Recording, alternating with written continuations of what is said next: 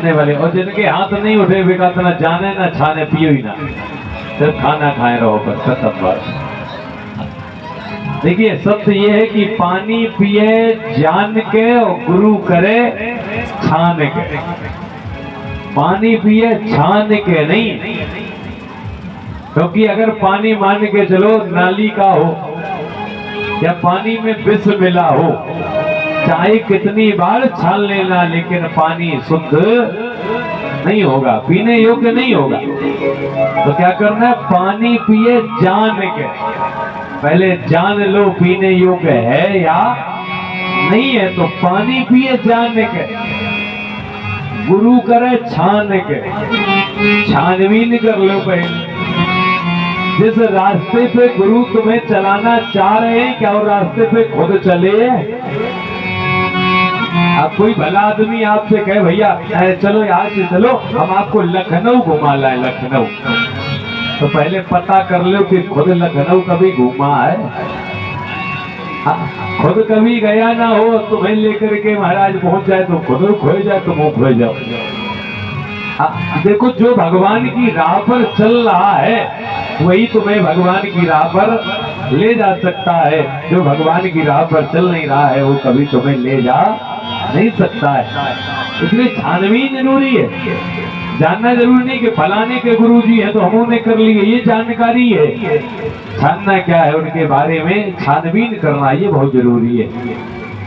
लेकिन गुरु बहुत अनिवार्य है जीवन।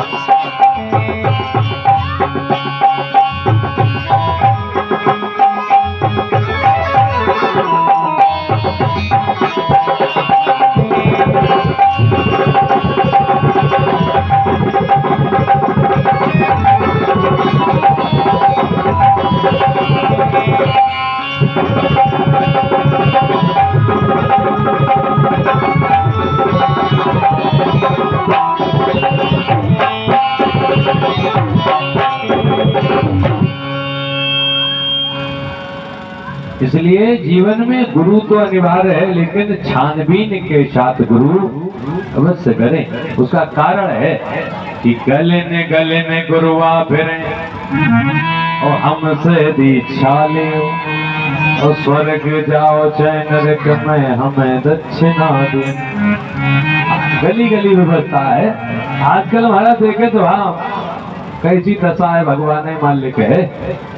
जो सम्मान करे उसके लिए तालियां तो बजाया करो भैया, क्या बात है। जोरदार तालियां हो जाए परीक्षित जी के लिए। ऐसा दुनी ताली खत्म हो गई हो। हाँ स्टॉक उतना ही होता महाराज। भगवान की जय। इसके बाद भगवान ने शांतिपुर गुरु जी के यहाँ पर विद्यार्थी की 64 दिनों में 64 कलाओं का ज्ञान अर्जन भगवान ने किया है। तो वहीं पर भगवान की मित्रता सुदामा नाम के ब्राह्मण से हुई है, जिनकी कथा आप लोग कल सुनेंगे। भगवान कन्हैया दक्षिणा के स्वरूप में गुरु जी के मित्रपुत्र को वापस करके सौंप देते हैं। इसके उपरांत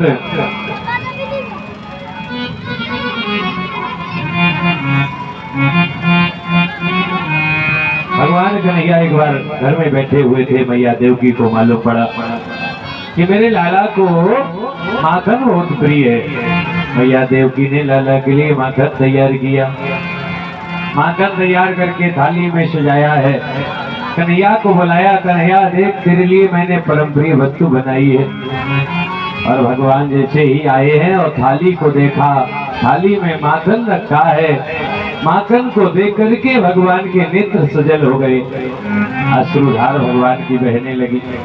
अट्टालिका पर जाकर के भगवान बैठ गए। उसी समय पर भगवान के एक बचपन के सखा है, भगवान के चचेरे भैया हैं उद्धव। उद्धव जैसे ही आए, देवकी मैया ने कहा उद्धव मुझे लगता है इस लाला को मथुरा में किसी बात की कमी है, लाला उदास है। उद्धव जी पहुंचे, कन्हैया क्या हुआ, तू क्यों उदास है, बताओ मुझे बताओ, क्या मथुरा में किसी बात की कमी है, किसने तो उदास रहता है। भगवान शांत है। उद्धव जी कहने लगे अच्छा लाला एक काम करो, नीचे चलो, मैया ने तेरे लिए माखन बनाया है, तुझे माखन प्रिय है, माखन खाओ चल के। भगवान ने माखन का नाम सुना, उद्धव से कहने लगे उद्धव मेरी मैया देवकी से कह दो जाकर के आज के बाद जब भी भोजन दिया करे तो भोजन की थाल में माखन न रखा करे।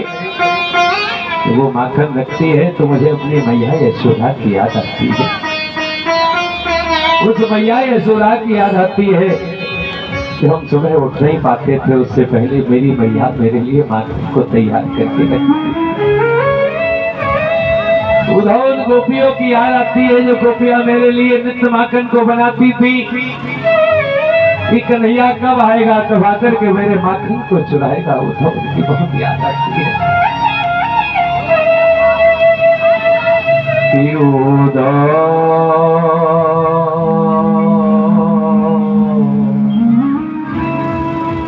मोहे ब्रज फिसरत नाई। उद्धव ब्रज बहुत याद आता है, उद्धव बहुत याद आता है। उद्धव कहने मथुरा में क्या नहीं है, भगवान कहने लगे मथुरा में यह मथुरा कंचन की नगरी मणि मुक्तावल पाए। मणियों का महल है, यहाँ कंचन की नगरी है, सोने की दिवाले हैं। क्योंकि मालूम है मथुरा में क्या नहीं है, वह सुरभि वह